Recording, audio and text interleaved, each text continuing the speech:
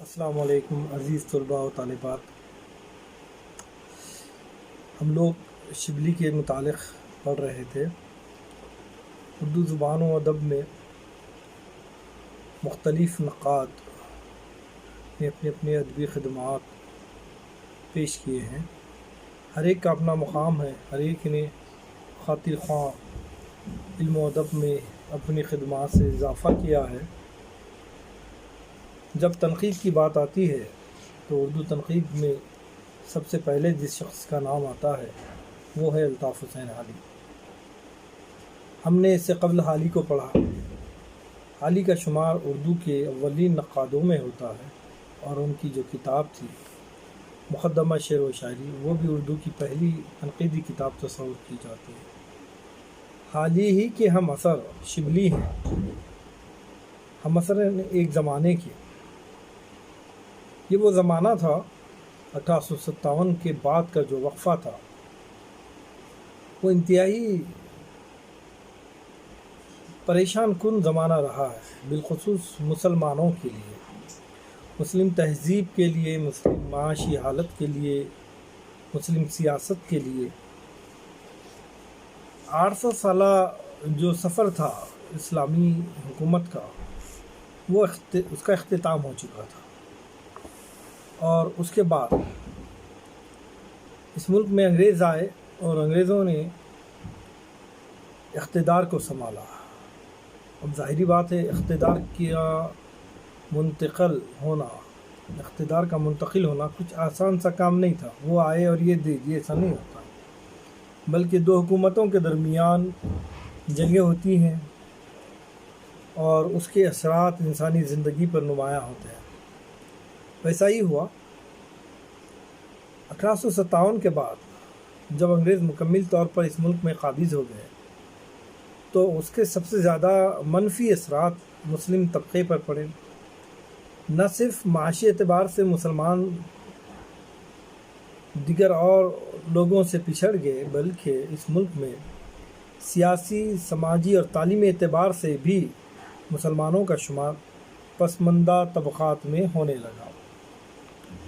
ایسے ماحول میں سر سید احمد خان نے ایک امید کی کرن بن کر ہمارے سامنے آئے ہیں. سر سید احمد خان اور انہوں نے جو خدمات پیش کیے اور مسلمان قوم کو بالخصوص مایوسی اور ناامیدی کے گڑھے سے نکال کر امید کی کرن بتائی ہے.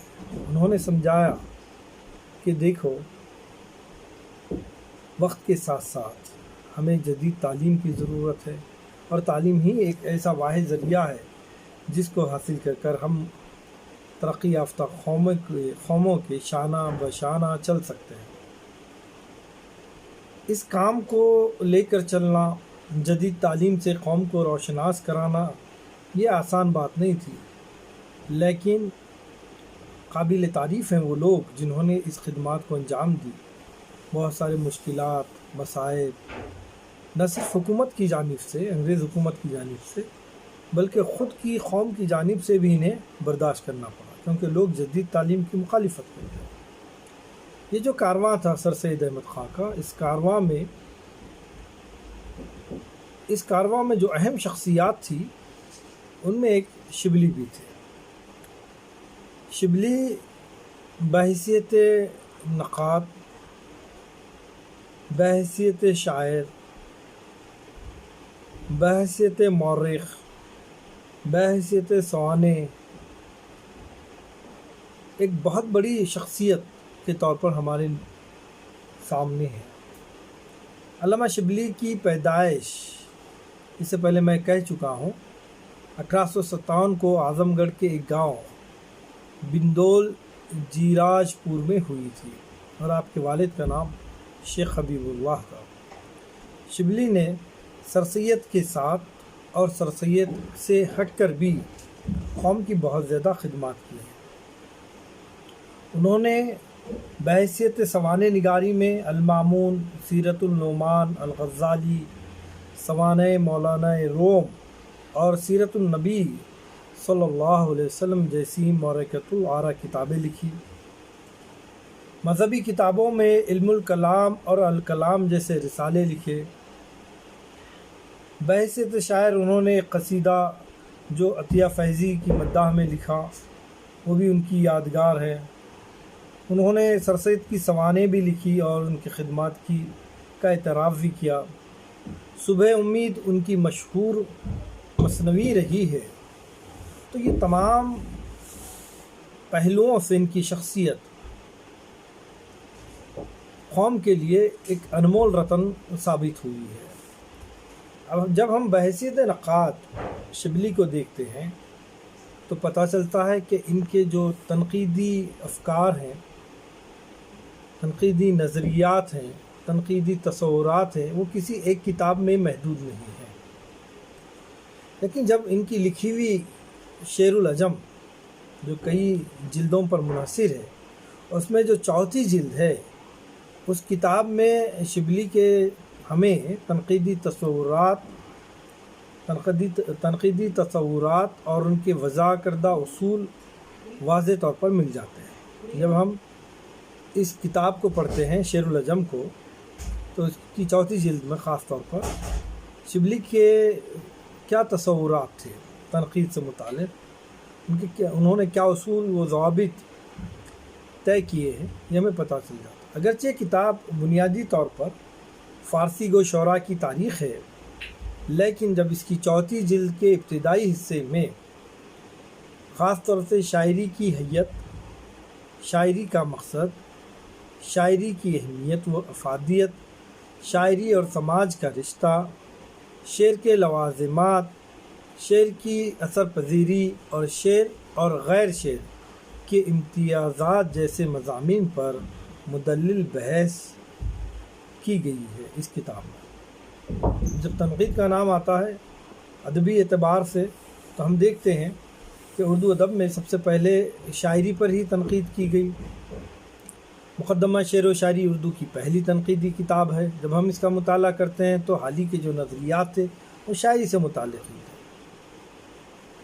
اسی طرح شعر العجم کا جب ہم مطالعہ کرتے ہیں تو اس کی چوتھی جلد میں ہمیں شاعری کس طرح ہونا چاہیے، شاعری کی افادیت کیا ہے، شاعری اور سماج میں یہ دونوں میں کیا رشتہ ہونا چاہیے، کیا رشتہ ہے، شعر کے لوازمات کیا ہیں، اور شعر کی اثر پذیری وغیرہ، یہ تمام موضوعات پر بحث کی گئی جو شعر و ادب کے متعلق شبلی کے تصورات اور ان کی تنقیدی بصیرت کی ترجمان ہے۔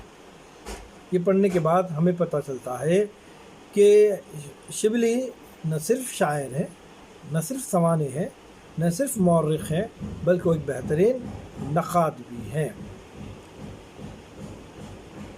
فارسی اور عربی شاعری کے گہرے مطالعے کے بعد، خصوصاً فارسی کی شعری تخلیقات کے حوالے سے انہوں نے مختلف اصول وضع کیے ہیں اور مرتب کیے ہیں۔ یہ ہم دیکھ چکے تھے۔ اب ہم اس لیکچر میں دیکھیں گے کہ شاعری کے تعلق سے شبلی کے کیا خیالات تھے، یا شاعری کے متعلق شبلی کیا کہتے ہیں۔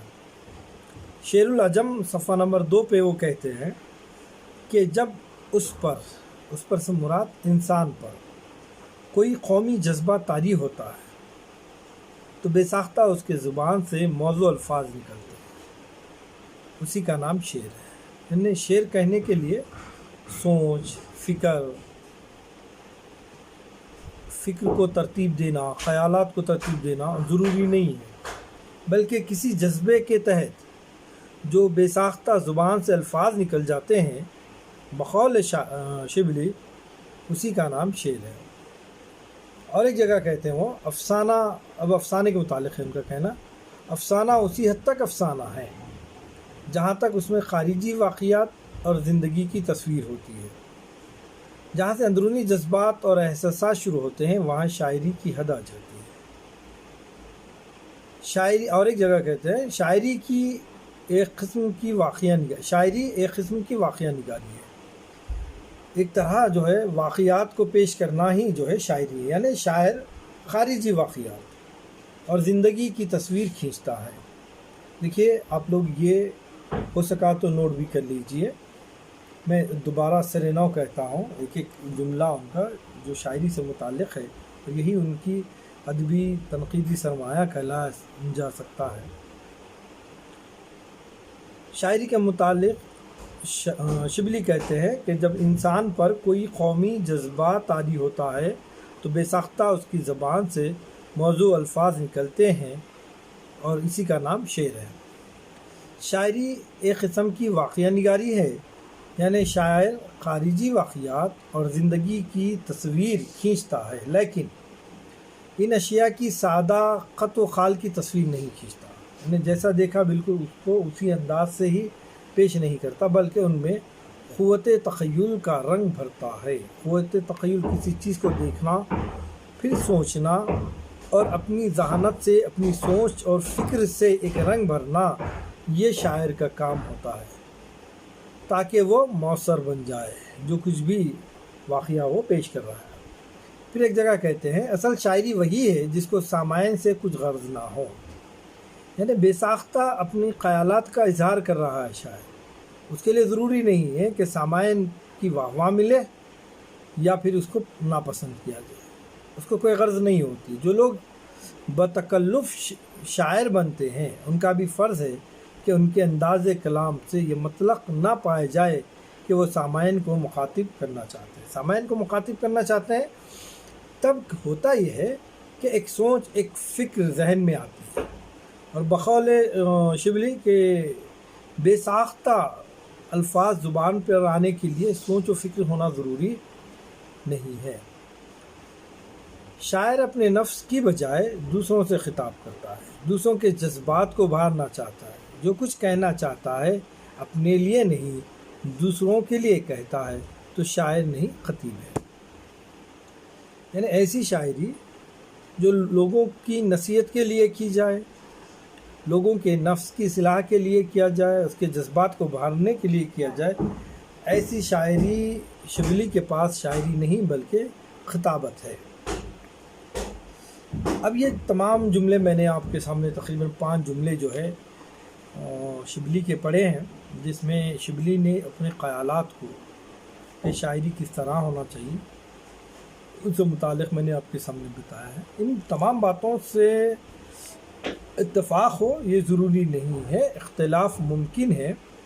مثلا شبلی کے مطابق شعر وہ کلام موضوع ہے جو بے ساختہ ادا ہو۔ کلام موضوع کی شرط تو خود شبلی بھی نہیں مانتے۔ آگے انہوں نے لکھا ہے کہ شعر کے لیے وزن یا موزونیت لازمی نہیں، اور حال ہی بھی یہی کہتے ہیں کہ شعر کے لیے وزن یا موزونیت ضروری نہیں۔ اسی طرح بے ساختگی کی شرط بھی اردو اور فارسی شاعری کی روایت کے پس منظر میں غیر ضروری اور غیر موزوں محسوس ہوتی ہے، کیونکہ ہزاروں شعری تخلیقات ایسی ملیں گی جو مکمل شعور و احساس کے ساتھ کہی گئی ہیں۔ ہاں، شبلی کا کہنا ہے کہ شعر بے ساختہ نکلتے ہیں، اور ہم دیکھتے ہیں کہ ہزاروں ایسے تخلیقات ہیں جن میں شعور و احساسات کو دخل ہوتا ہے۔ ذاتی وجدانی شعر جو ہے ذاتی اور وجدانی وجد کی کیفیت میں ذاتی سوچ و فکر کے بنا پر بھی کہے جاتے ہیں، اس لیے اختلاف ممکن ہے۔